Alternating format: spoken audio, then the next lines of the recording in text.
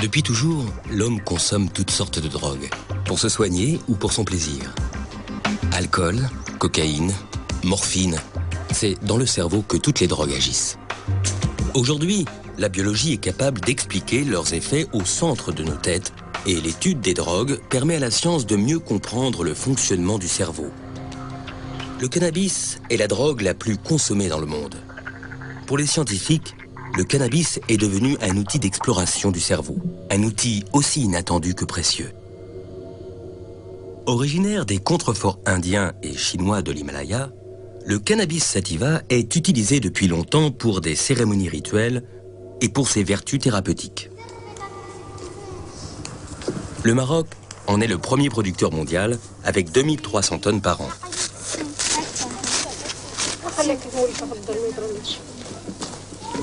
Le cannabis se fume sous la forme de feuilles séchées qu'on appelle la marijuana, herbe ou ganja, ou sous la forme de résine, le hashish.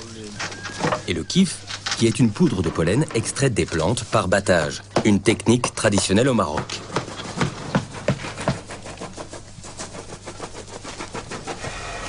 Aujourd'hui, le cannabis est devenu la drogue illégale la plus répandue dans le monde. Et plus de 160 millions de personnes la consomment. Pourtant, l'étude du cannabis a permis à des scientifiques, comme Daniel Piomelli, de découvrir un système essentiel au fonctionnement du cerveau. Un système dont personne ne soupçonnait l'existence il y a encore quelques années.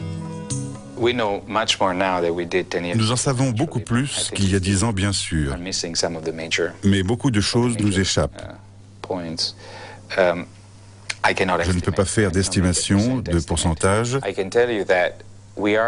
mais nous en sommes maintenant avec le monde cannabinoïde, là où nous en étions il y a peut-être 30 ans avec les transmetteurs analogiques comme la sérotonine ou la dopamine.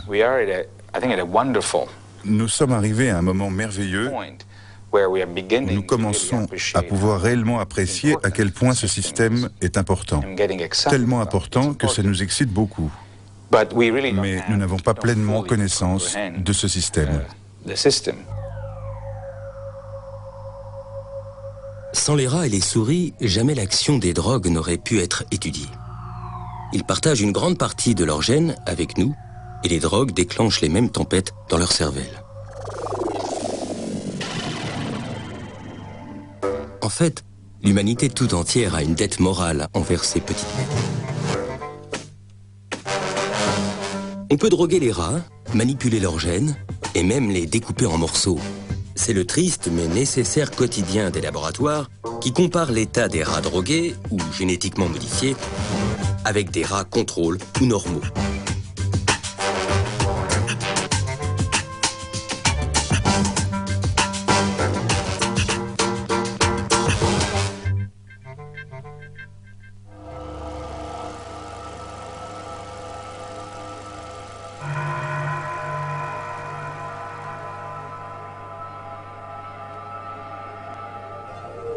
Pour agir, toutes les drogues piratent le système de communication du cerveau, car notre cerveau passe le plus clair de son temps à bavarder avec lui-même.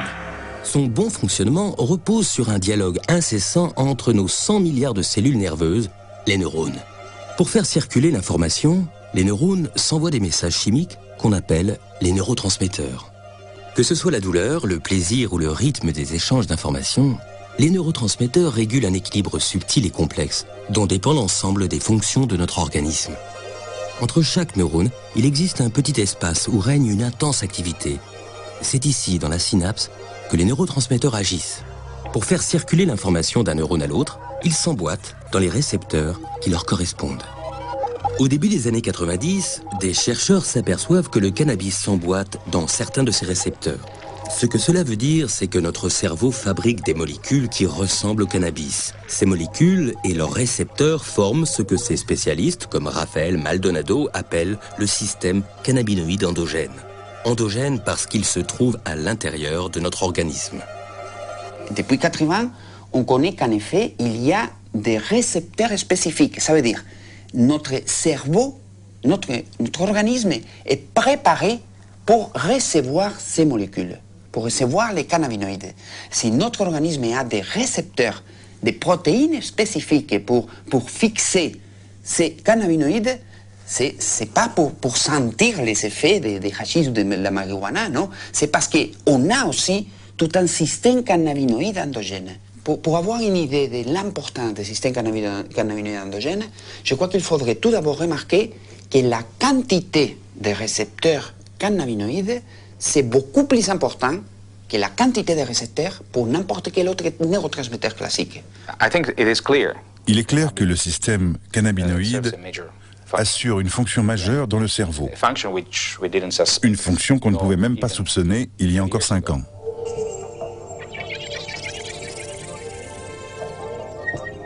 Dans le cerveau, ce système agit notamment sur le cervelet qui gère la coordination des mouvements, le tronc cérébral qui régule les fonctions vitales, le striatum, l'hippocampe et l'amygdale responsable des mouvements réflexes, de la mémoire et de l'anxiété.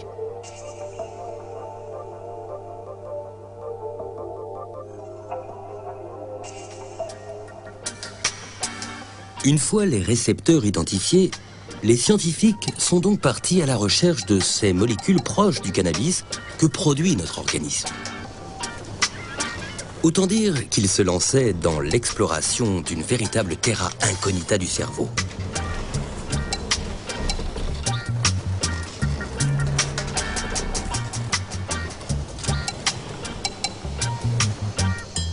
En 1992, ils parviennent à isoler une première molécule cannabinoïde, l'anandamide.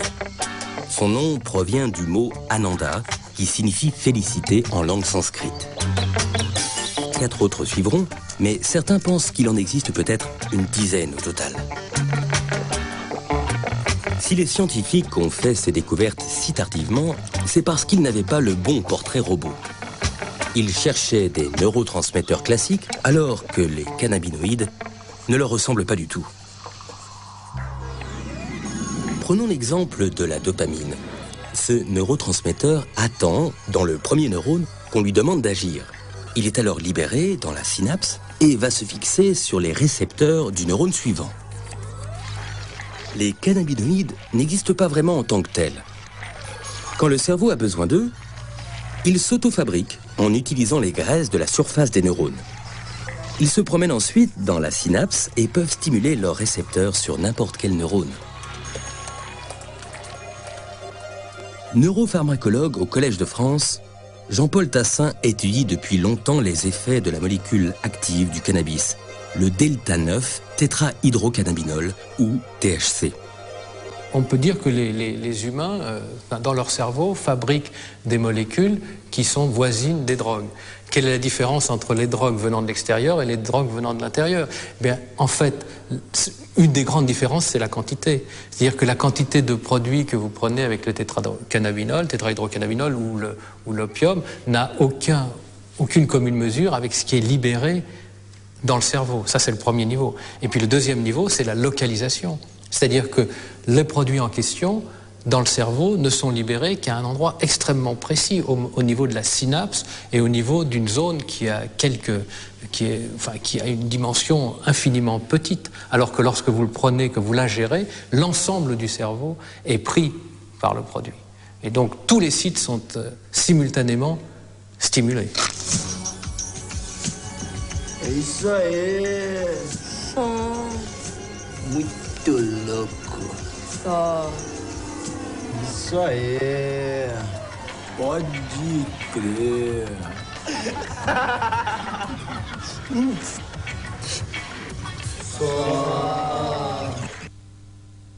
Só. La seule chose qui va faire les pétards, c'est induire une activation du système cannabinoïde endogène. Donc, toutes les réponses que le système cannabinoïde endogène contrôle vont être activées.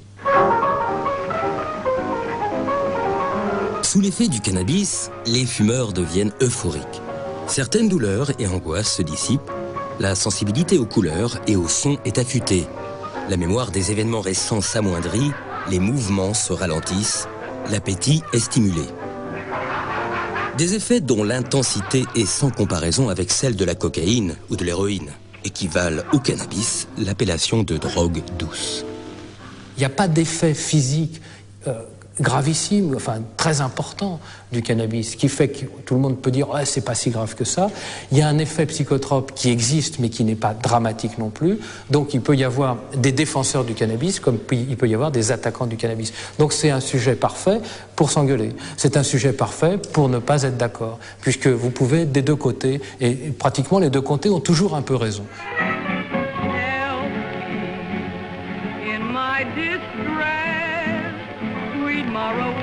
Le cannabis commence à se diffuser en Europe au début du 19e siècle. Dans les années 1850, à Paris, le club des Hachichins réunit notamment les écrivains Théophile Gautier, Charles Baudelaire, Gérard de Nerval ou encore les peintres Honoré Daumier et Eugène Delacroix.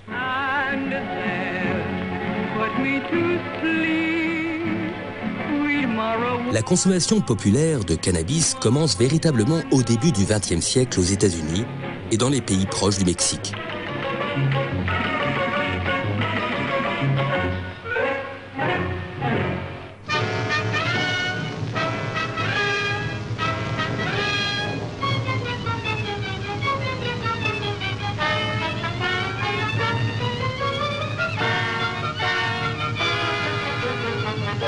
Dans les années 30, les pays occidentaux interdisent le cannabis.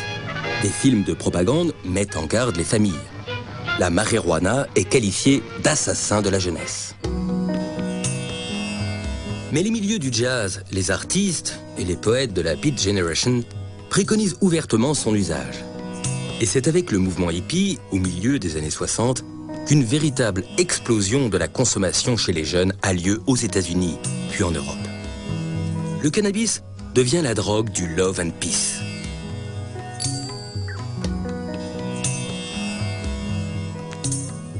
À la fin des années 60, les chansons de Bob Marley et le mouvement Rasta revendiquent l'usage de la ganja, le nom jamaïcain de la marijuana.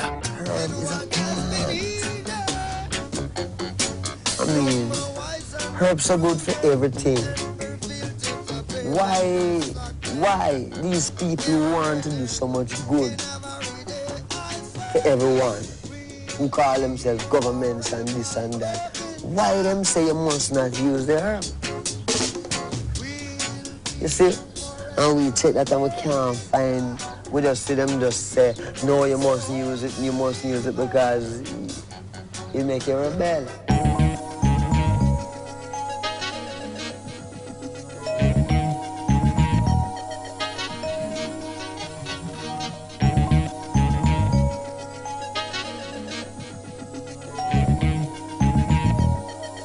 On estime que 4% de la population mondiale fume du cannabis. Afin de mieux cerner ce phénomène, le ministère fédéral allemand de la Santé publique a chargé Dieter Kleiber d'interroger près de 1500 consommateurs. Parmi les consommateurs réguliers, il apparaît que se détachent de façon relativement nette 3 sous-groupes qui rendent possible une classification. Und die sich inhaltlich wiederum in der Art des Konsums und der Konsummodalitäten differenzieren. Da gibt es zum einen eine Gruppe, il y a d'abord un groupe qu'on appelle les consommateurs individuels qui consomment du cannabis pour se détendre après une journée de travail, la plupart du temps seuls, tout en écoutant de la musique ou en lisant, etc. Ce premier groupe se distingue nettement de ce qu'on appelle les usagers du temps libre, qui consomment assez fréquemment, entre autres au cours de fêtes, dans des discothèques, mais uniquement en compagnie d'autres personnes et jamais lorsqu'ils sont seuls.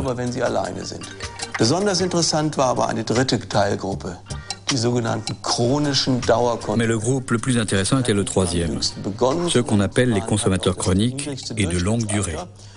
Ceux-ci, non seulement ont commencé à l'âge le plus précoce, mais ils sont généralement plus jeunes et leur taux de dépendance est le plus élevé, avec 28%. En conclusion, il nous semble que la dépendance chez les consommateurs de cannabis peut prendre la forme d'une dépendance psychique. Cependant, si l'on compare les chiffres, c'est assez exceptionnel, puisque cela concerne 1 à 2% de l'ensemble du groupe de consommateurs de cannabis. Et surtout, ce groupe déjà vulnérable, qui a connu auparavant des problèmes d'adaptation, des problèmes psychiques. Dépendance. Le grand mot est lâché. Or, le cannabis possède un point commun avec toutes les drogues. Il provoque dans le cerveau une élévation de dopamine, un neurotransmetteur qui est impliqué dans la sensation de plaisir. Apparemment, la simple perspective de prendre des drogues cannabinoïdes stimule l'émission de dopamine, la sécrétion de cellules de dopamine. Les terminaisons qui débouchent dans le noyau accumbens provoquent une sécrétion de dopamine. C'est important parce que le noyau accumbens est une zone du cerveau qui participe à la canalisation de notre désir pour la nourriture ou la drogue. La stimulation de la dopamine et l'activation des récepteurs de la dopamine dans cette zone pourraient stimuler une appétence pour la drogue.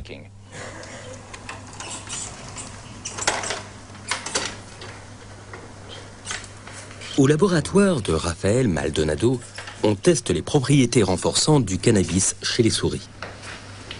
En clair, cette expérience permet de voir si les souris aiment le cannabis et peuvent développer une dépendance.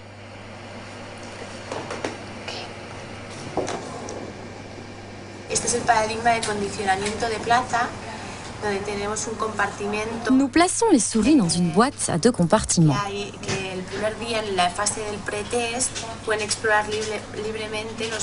Dans un premier temps, nous les laissons explorer librement.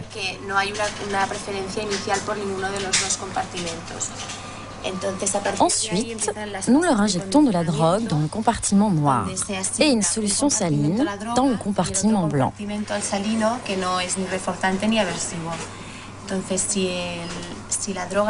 Si la drogue a des propriétés renforçantes, la souris préfère passer plus de temps dans le compartiment noir. Si elle est aversive, elle préférera le compartiment blanc.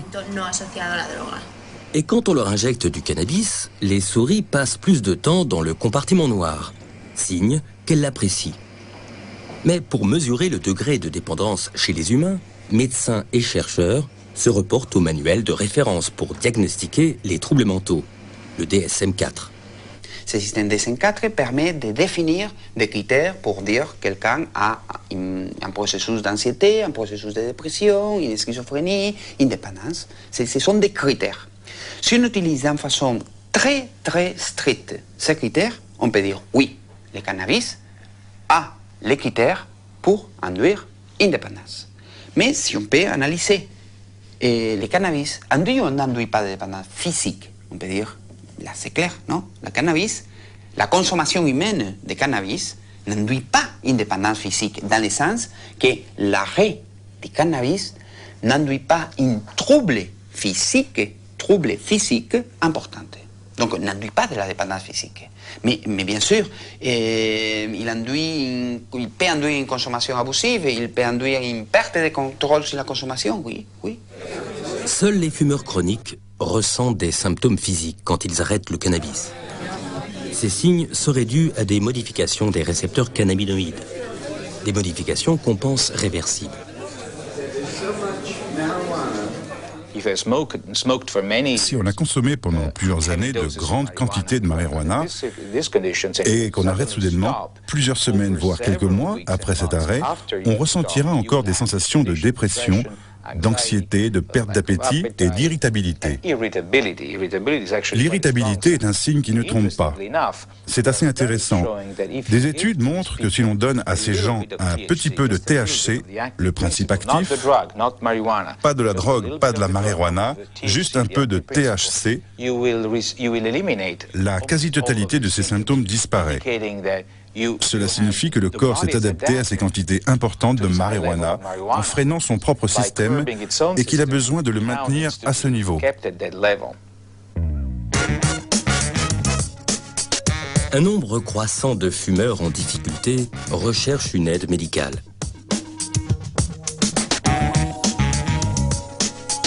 Au service d'addictologie de Philippe Attel, 3% des consultations concernent des consommateurs de cannabis.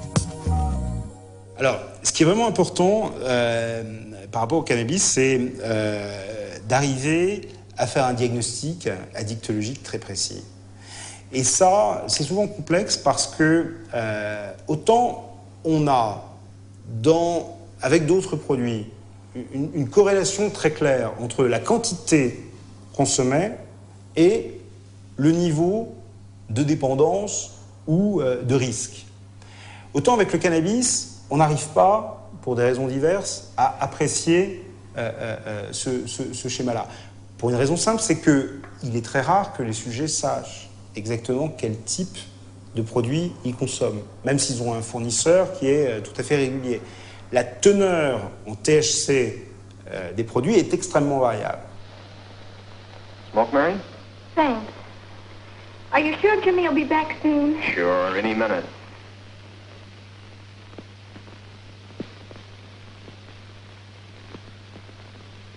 Deuxièmement, quand on est dans une évaluation, et même quand on demande au sujet de noter tous les jours ce qu'il fume, en termes de cannabis, on voit bien qu'il a beaucoup de difficultés à le faire. Pour une raison qui est aussi le fait que le cannabis altère la mémoire immédiate, et puis les pratiques aussi sont différentes. Quand les pratiques sont partagées, savoir sur un pétard combien il en a pris, est-ce qu'il en a pris un tiers, alors il l'a partagé, il l'a pris à 3, mais est-ce que l'autre a plus tiré? On ne sait pas exactement ce qu'il a pris.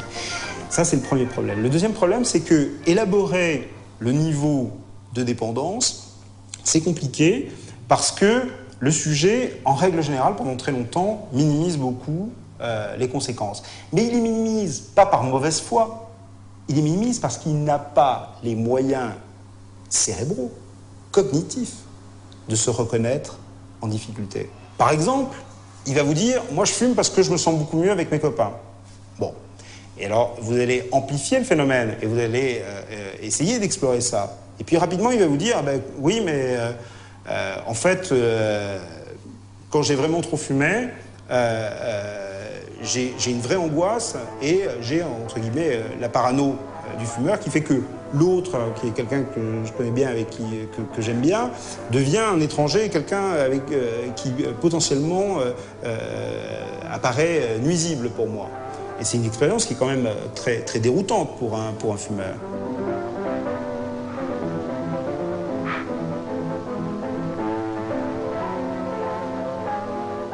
J'ai des dommages, j'ai des ennuis qui sont liés à ma consommation du produit.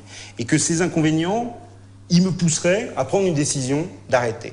Et voilà ce sujet dans sa balance décisionnelle. Est-ce que je vais continuer? Est-ce que je vais m'arrêter? Et on va voir qu'il va lui-même remplir la case inconvénient. Et qu'en faisant bouger cette balance, peu à peu, on va l'aider à prendre une décision.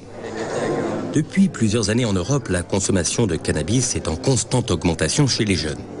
Et en France, la moitié des moins de 18 ans ont déjà fumé un joint. Selon Daniel Piomelli, cet usage précoce du cannabis pourrait avoir des conséquences néfastes sur leur jeune cerveau. Les adolescents ressemblent aux adultes sur bien des points. Ils sont aussi grands que les adultes, leur barbe pousse, ils ont une vie sexuelle, ils ont tout d'un adulte. Mais il y a une chose que les adultes perdent.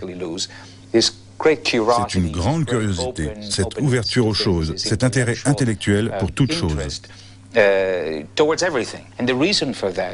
la raison de cela est que les systèmes du cerveau qui sont impliqués dans les comportements de quête, dans les comportements d'investigation, dans la curiosité, ces systèmes se développent plus tard dans la vie, mais déjà à ce stade. Si maintenant on commence à activer ces systèmes d'une façon inappropriée, pendant cette phase de développement, les types de problèmes que l'on peut générer plus tard au cours de la vie sont considérables. Évidemment, ceux qui vont prendre du cannabis sont en principe des jeunes qui sont dans une situation d'adolescents, qui sont donc en train de se confronter à une modification, enfin une mise en place de leur personnalité en fonction de leur environnement. Et ce cannabis, lorsqu'ils le fument, va leur permettre, pendant le temps où il agit, de prendre une certaine distance par rapport à cette contrainte qui consiste à s'adapter à un environnement et à se mettre en place leur personnalité. Alors, ça peut être un avantage si c'est pris de façon modérée, puisque ça permet de se reposer, entre guillemets. Mais si c'est pris de façon régulière, alors là, cette confrontation qui est obligatoire si on veut devenir un adulte, eh bien cette confrontation est repoussée. Elle est repoussée, voire même déformée par le cannabis. You go away next summer? Yeah. The whole summer. At a critical time when young people must make decisions that will shape their future, the people who become dependent upon marijuana are dependent on an escape that makes the unreal seem beautiful and the reality of life seem unnecessary. No. Dad, wake up. Come on, Dad.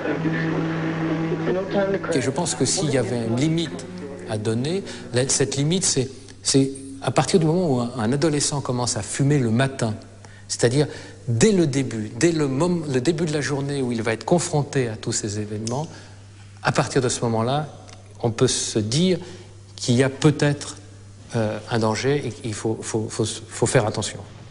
Failing this, the next tragedy may be that of your daughter, or your son, or yours, or yours, or yours.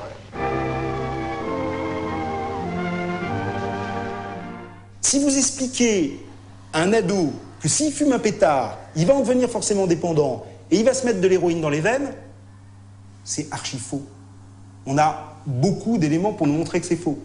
Si on établit une communication grand public pour les dissuader de fumer là-dessus, non seulement on ne va pas le faire, mais on va probablement avoir un effet paradoxal. À haute dose, le cannabis peut entraîner une dépendance psychologique, mais pas de dépendance physique. Alors, comment faire de la prévention sur une drogue dont les effets sont, selon les scientifiques, sans gravité ? Je veux bien qu'on mette des moyens sur le cannabis, et il faut le faire. Il faut faire, un, avec prudence, et deux, dans quelque chose qui prenne en compte le fait qu'il y a 50% des adolescents qui en consomment. Et qu'il n'y a pas 50% des adolescents qui sont en grande difficulté avec le cannabis. Ça, c'est pas vrai. Et si on veut nous le faire croire, ça sera très dangereux. Parce qu'on ne pourra plus jamais, en termes de politique publique, arriver à envoyer des messages de prévention. Il ne faut jamais mentir à la cible, au sujet à qui on s'adresse, en exploitant des données scientifiques qui sont fausses. Go, you want to sample a cup entry? The bubble light. Bubble light? It's a nice sharper taste. Awesome. Quand je dis qu'il n'y a que les adolescents qui fument, j'exagère. Bon, malgré tout, c'est la réalité épidémiologique, c'est-à-dire que vous avez une consommation qui démarre pour certains à 13-14 ans, qui va augmenter jusqu'à 18, 19, 20 ans, mais après 20 ans, vous avez une baisse très très rapide de la consommation de cannabis. Ce qui est d'ailleurs une preuve que le cannabis, en soi, n'est pas un produit extrêmement addictif, puisqu'on voit bien qu'on peut s'en détacher sans difficulté. Et souvent, à partir du moment où les adultes sont rentrés dans une vie de travail et relativement régulière, ils arrêtent de consommer. Enfin, ils consomment de façon tout à fait récréative et sans importance. Charogne, Bouchard, Bordure, confidentiel, mythe, vieille viande, cadavre Ces dernières années, pourtant, on a accusé le cannabis de pouvoir déclencher un grave trouble psychiatrique, la schizophrénie. Cette maladie se manifeste justement à la fin de l'adolescence ou au début de l'âge adulte. Elle se traduit par une perte de contact avec la réalité, une désintégration de la personnalité, des idées délirantes, des hallucinations. Quand on voit des sujets qui ont un tableau schizophrénique et une dépendance cannabique, et qu'on reprend chronologiquement l'histoire, on se rend bien compte que avant même la prise de cannabis, il y avait des petits éléments qui étaient des signes précoces que les psychiatres ont appris à reconnaître de troubles psychotiques dans l'évolution de ce sujet. Le cannabis a un rôle promotionnel, amplificateur d'un phénomène qui est préexistant. Il semblerait qu'on ait pris à l'envers le problème de la schizophrénie et du cannabis. En effet, les schizophrènes sont particulièrement exposés à la toxicomanie. En plus de difficultés avec l'alcool et le tabac, beaucoup consomment du cannabis. Oui, les schizophrènes utilisent beaucoup de cannabis, pour des raisons qui sont d'ailleurs bien étudiées et qui sont le fait que ça leur permet, de retrouver un sentiment, sinon d'euphorie, mais de plaisir. Et on sait qu'un des symptômes déficitaires de la schizophrénie, c'est de perdre cette capacité à ressentir, et qu'on voit bien que là, le produit pharmacologiquement leur permet de le faire. Et que deuxièmement, pas simplement dans les processus d'aller chercher le produit, qui est un produit, comme vous le savez, illicite, et dans lequel il faut avoir un certain nombre de réseaux pour se le procurer, eh bien, il y a une sociabilité qui existe. Or, l'isolement du schizophrène est aussi un des symptômes déficitaires de la maladie. Donc, d'une manière bien évidemment trop schématique, on peut imaginer que l'usage de cannabis chez un sujet schizophrène a des effets bénéfiques qui luttent contre sa propre maladie. Les schizophrènes feraient en quelque sorte un usage thérapeutique du cannabis. C'est bien là la difficulté majeure quand on aborde la question de cette drogue. Illégal dans la plupart des pays, le cannabis possède des propriétés thérapeutiques bien connues.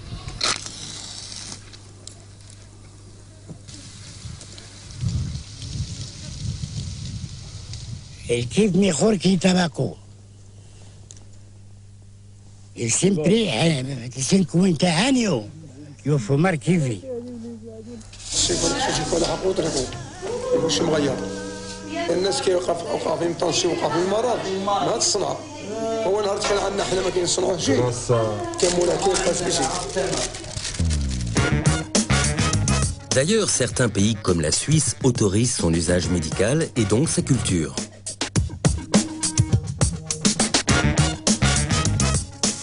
Pour moi, c'est une première, dans le sens que les médecins commencent à prescrire du chanvre à leurs patients en Suisse. C'est un extracteur de pollen. On va récupérer cette résine. On va la presser pour que ça prenne une forme dure, facile à transporter et à expédier à nos gens malades.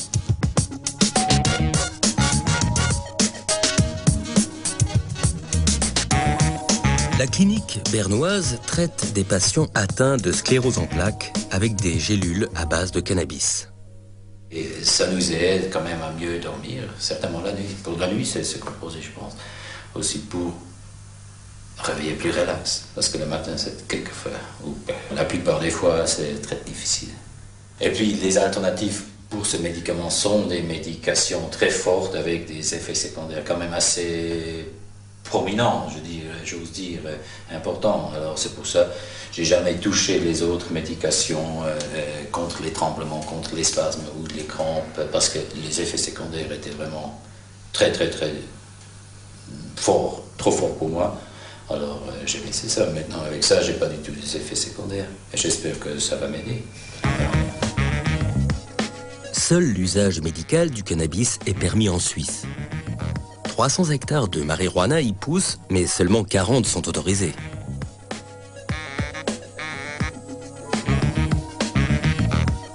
Une grande majorité de la production est en fait destinée à l'usage illégal et à l'exportation. Dans d'autres pays, comme en France, ceux qui ont la main verte se rabattent sur la culture en placard. L'usage et la culture de cannabis y sont interdits. Tous les ans, plusieurs mouvements se rassemblent pour réclamer une révision de la loi. Ils militent notamment pour que certains malades puissent fumer du cannabis.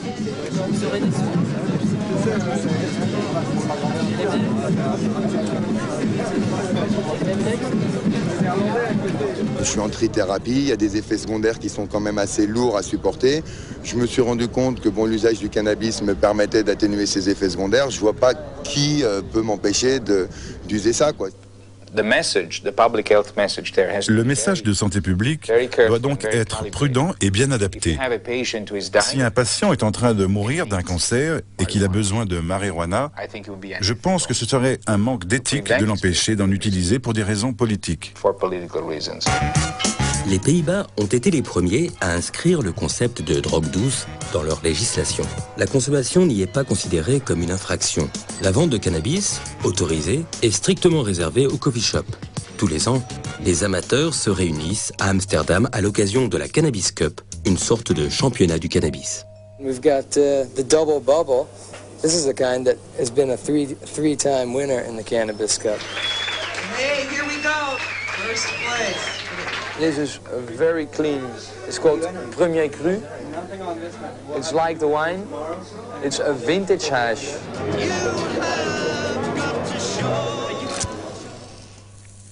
Dans certains pays, des malades du sida ou du cancer ont réclamé le droit de fumer des joints afin de soulager leur douleur ou leur nausée.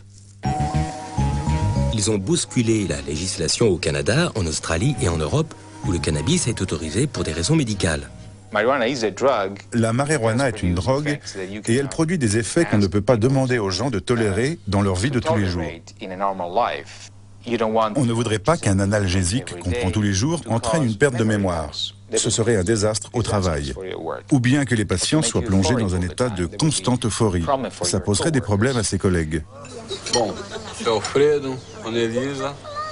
Queria aproveitar o momento para pedir em casamento a mão da... Ai. Natália. Natália. A maconha mata de vergonha. On ne va pas discuter si c'est dangereux ou pas l'utilisation récréative des cannabinoïdes. Ça, c'est pas mon sujet.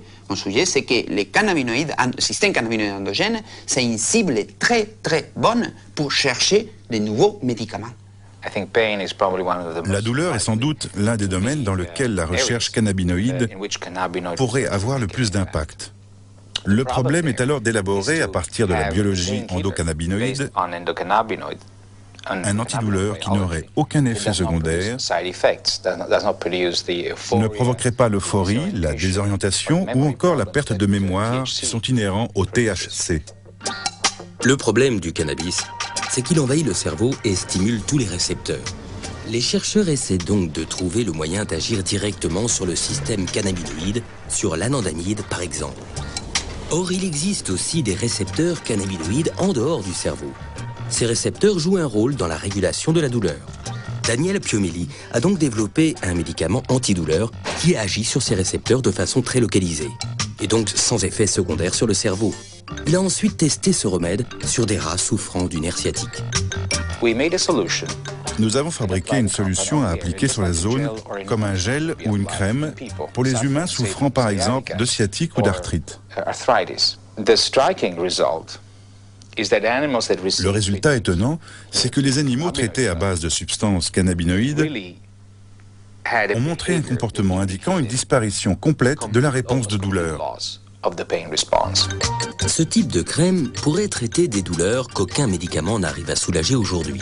Par exemple, des douleurs tenaces que provoquent des lésions au niveau des nerfs.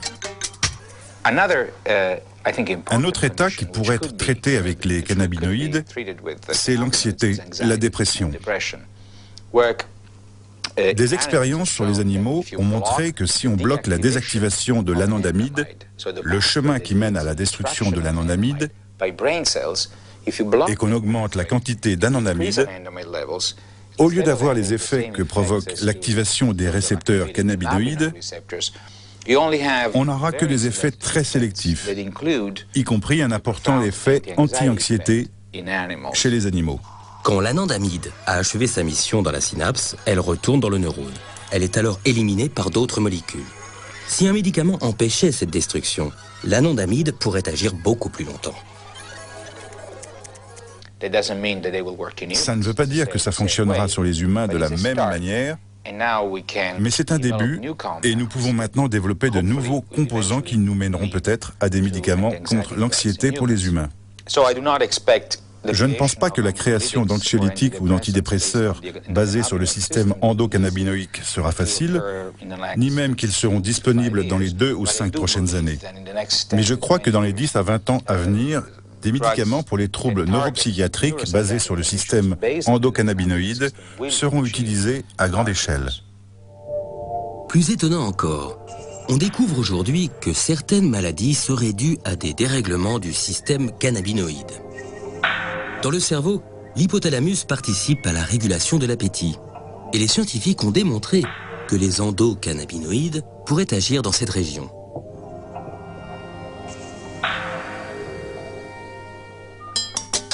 Cette propriété peut servir pour soigner l'obésité. Une société pharmaceutique est sur le point de mettre sur le marché un nouveau traitement contre l'obésité, inspiré par la science du cannabis.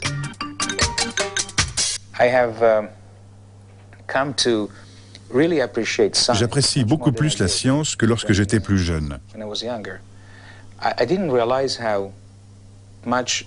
Je ne réalisais pas alors à quel point la science pouvait être utile pour tout le monde, jusqu'à ce que je fasse partie de l'entreprise scientifique. Ce que j'ai également commencé à comprendre, c'est que cette entreprise scientifique trouve son but ultime dans la compréhension de l'humanité et dans l'aide rationnelle qu'elle lui apporte, en particulier dans le cas de la médecine. Et ce savoir doit être transmis à tout le monde. Il doit entraîner une prise de conscience collective, parce que sans cela, il n'y aura jamais de prise de conscience politique. Et sans elle, les découvertes faites dans les laboratoires ne seront pas utilisées pour des prises de décision de santé publique. Parce qu'en définitive, c'est ça qui compte. En explorant les mécanismes d'action du cannabis, les scientifiques ont découvert un système essentiel au fonctionnement du cerveau et à la régulation de l'organisme. Aujourd'hui, ils réalisent des progrès spectaculaires dans la compréhension des effets du cannabis et de notre système naturel. Leurs résultats, encore peu connus du grand public, devraient profondément modifier notre regard sur cette drogue. L'étude du cannabis ouvre des perspectives inédites sur de nouveaux traitements médicaux contre la douleur, l'obésité, l'anxiété ou encore la sclérose en plaques. Pour les chercheurs, une véritable révolution biologique est en marche.